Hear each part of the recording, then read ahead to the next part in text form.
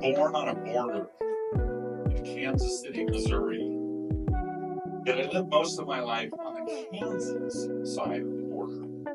For those of you who remember your U.S. history, the border I grew up on had a very bloody past. It was known as Bleeding Kansas. In 1854, the Kansas-Nebraska Act was passed, making Nebraska a free state, yet leaving the fate of Kansas up to the people. It was called popular sovereignty.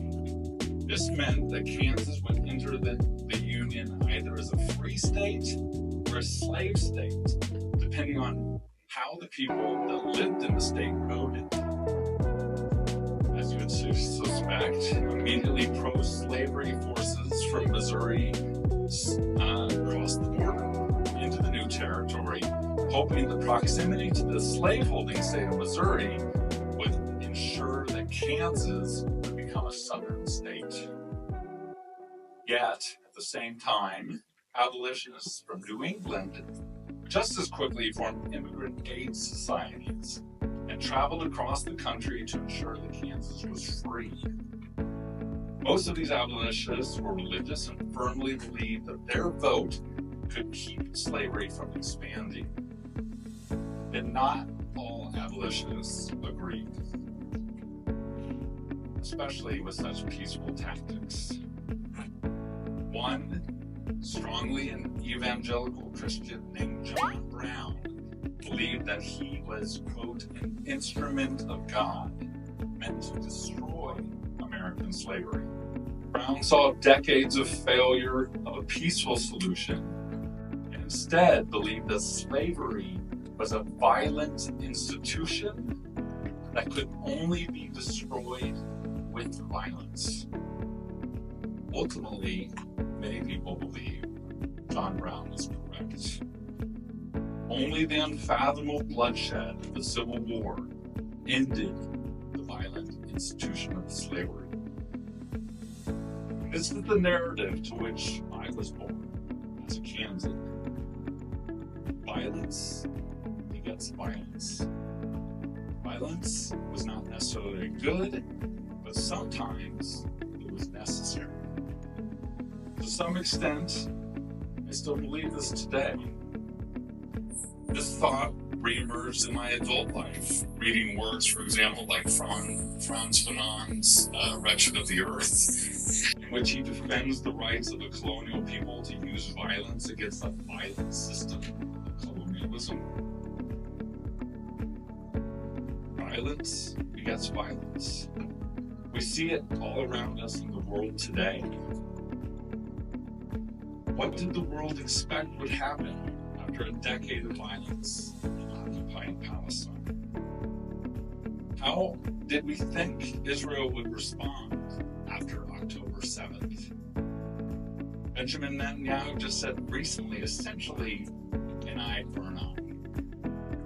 We know what happens with an eye for an eye. It makes the whole world blind. John Brown is not my idol. I have a shirt with him on it. However, I can understand where he's coming from. For the most part, I can understand why there's destruction in the world. Yet, why am I talking about violence at a peace symposium? I guess it's to say that for the most part, for most of my life, I did not believe that peace is possible. That did not stop me from trying to make peace. I was the president of my college environmental group, Earth Care. I had a tie-dye t-shirt with a peace sign. I mean, how many peace vigils have I been to? I participated in the largest anti-war protest in history on February 5th, 2003, before the second Iraq War. How many times have I sung "Give Peace a Chance"? Yet look at the world around us, and it's easy to feel disillusioned. So that's where I've been, disillusioned. until the pandemic. And then during the pandemic, I learned to meditate. And meditation changed my life. It changed the way that I see the world. Of course, I can still see cause and effect, but I've learned not to react as impulsively to my surroundings. I can see my mind's wandering, yet I know that I'm not my mind. I have learned to repeat mantras of compassion and loving kindness. I joined the kindness group here at UTEP. So if you're a part of UTEP and you're not a part of the kindness group, you should be. I saw Ken Kim here earlier, who's kind of our fearless leader. I started hanging out with the Chinrezig Tibetan Buddhist Center, Cultural Center, and the El Paso Zen Center. I become more at ease, more peaceful. Then I have to interact with the world. And the world is filled with the three poisons of greed, hatred, and delusion. And can meditation or Buddhism really bring peace? There's a Buddhist prayer for the world, it's called the Prayer for World Peace, that says, "At this very moment, for the people and the nations of the earth may not even hear the words disease, famine, war, and suffering be heard." Today, as we gather to celebrate the International Day of Peace, we recognize its profound significance in the realm of women's studies and gender relations. Peace is not merely the absence of conflict. It is the presence of justice, equality, and opportunity. For women around the world, achieving peace means dismantling systemic barriers and addressing gender-based violence, economic inequality, and political disenfranchisement, as we have seen in countries like Afghanistan, where last week it was ruled that women's voices and footsteps cannot be heard in public. Where last week in East Africa, an Olympian runner was set on fire by her boyfriend. That is, women are being legally silenced around the world. In many societies, women are disproportionately affected by conflict, yet they are often excluded from peace processes. Empowering women as leaders and decision makers is essential for building sustainable peace. Research shows that when women participate in peace negotiations, the likelihood of lasting agreements increases significantly. Furthermore, the values of empathy, cooperation, and community, as we see today, essential to peace, are deeply tied to gender equity. Promoting gender equality not only enriches our societies, but also cultivates an environment where peace can thrive. As we honor this day, let us commit to advocating for women's rights and ensuring their voices are heard in all aspects of peace building. Together, we can create a more just, equitable, and peaceful world for everyone. A few words from Nima Sorodgar. She was an Afghan refugee and a visiting scholar at UTEP's Women and Gender Studies program. Today, we, the women of Afghanistan, again raise our voices in unity on Peace Celebration Day. Not with joy, but with a deep resolve.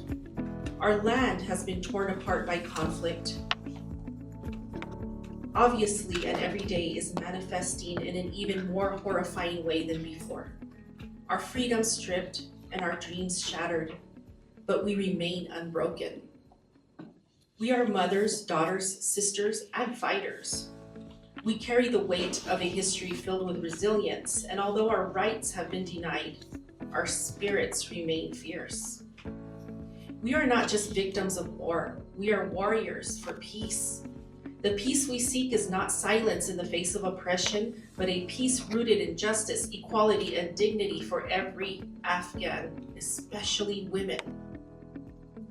In the darkness of our current reality, we hold on to hope because we know that peace is not just a word, it is a promise that we will reclaim our place, our rights, and our voices.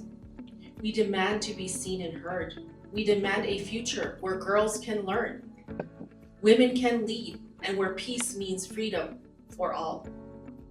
To the world we say, do not forget us. Stand with us in our fight for a real and lasting peace. We have been silenced, but we will not remain quiet.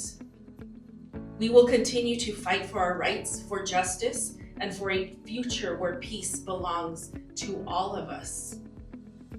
Today, as Afghan women, we stand not only for ourselves, but for the future of our daughters and the generations to come. We are the heart of this nation, and we will never stop fighting for the peace we deserve. In solidarity, the women of Afghanistan and the world, Nima Suratkar.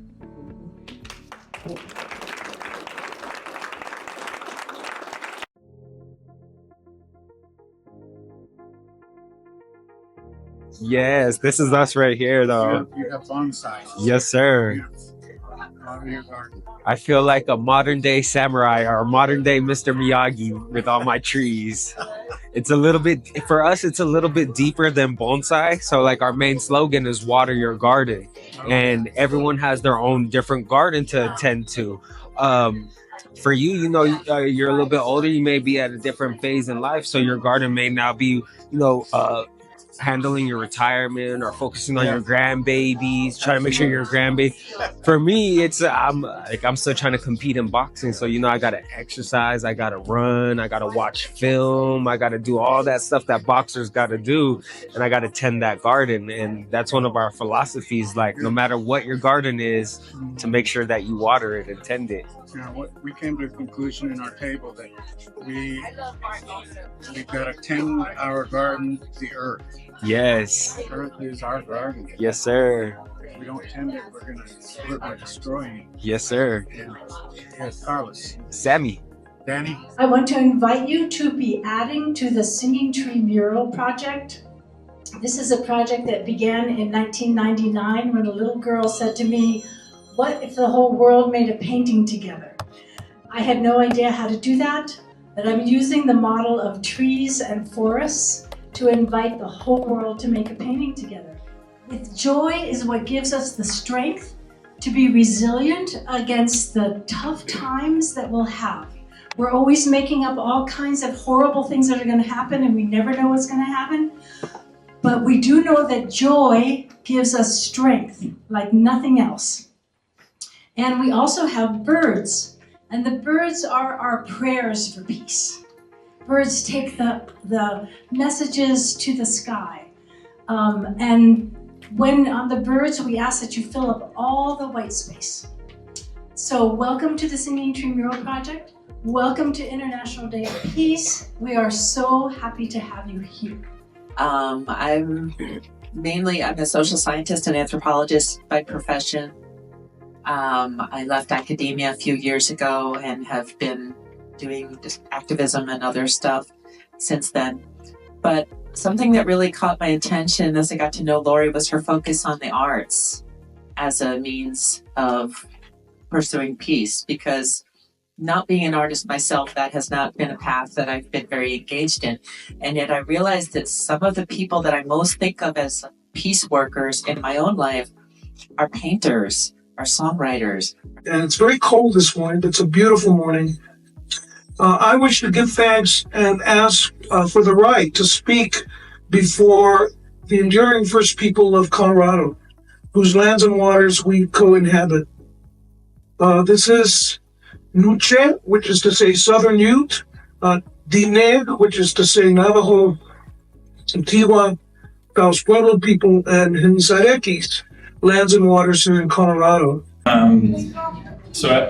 As you know, Daniel, Carrie Whalen with the Centennial Museum and Jawan Desert Gardens. So Well, I want to thank Mr. Pena for his presentation, and it was very enlightening. One of the things that I want to focus on is he had that great map. I love maps. I got a cartographer in my blood, I think, past life maybe, but that the biological diverse areas overlapped with the culturally diverse areas. So our mission in the Chihuahuan Desert Garden is to celebrate life in the Chihuahuan Desert. And so the Chihuahuan Desert, as many of you may know, is the most biologically diverse desert in the Americas, and one of the most biologically diverse deserts in the world. And then simultaneously, good morning, buenos dias. Veronica Carvajal. I believe I was the first environmental studies graduate from Brown University in 1998. And this despite the fact that my great-grandmother and my grandmother were environmentalists who taught me so much of my values, especially in finding peace in the earth. And yet, at an institution that was already very old by the time I arrived, very few people of color were actually studying environmental issues, right? Even though our communities are often the most impacted. And that's when we talk about environmental justice, we're talking about environmental racism that dates back to the foundation of our country, especially with the colonization of First Nations, but also to redlining, to segregating people next to the most polluting sources, right? Even before the science could tell us about particulate matter, people knew certain people didn't want to live next to the power plant or the sewage treatment plant, etc. So in everyone, my name is Daniel and I'm part of the Chihuahuan Desert Climate Fellowship. Our definitions of what is the earth, because I think a lot of this plan moves from that kind of economic or kind of wilderness value of the environment more towards thinking of it as our home, because it is, like I said, very community-based. We want people to recognize that this is our home. This is kind of where we live, this is where we work, where we play. And we want to make sure that's a community that we're proud of and we can continue to sustain in the future. So Sam, Yes, sir. how'd you like the event? I loved it. I really did, honestly, from the bottom of my heart. One of the main things that stuck out to me, when most people, they talk about unity, they're really talking about uniformity. And what I loved about this event is it wasn't uniformity, it was true unity with people from all walks of life, all different backgrounds. And to me, my beliefs, that's true unity, not uniformity. What kind of people did you meet, Sam? All sorts of people, different age groups, different backgrounds, different job descriptions, old, young, white, black, Hispanic. I believe there was a couple, I want to say Hindu or Middle Eastern folks in there. And it was really beautiful. It was really beautiful to hear the different accents, the different views, the different ideas about peace and unity, and learning about acceptance. It all correlated. But it was about peace and unity, but it also combined with like peace and unity with the earth as well.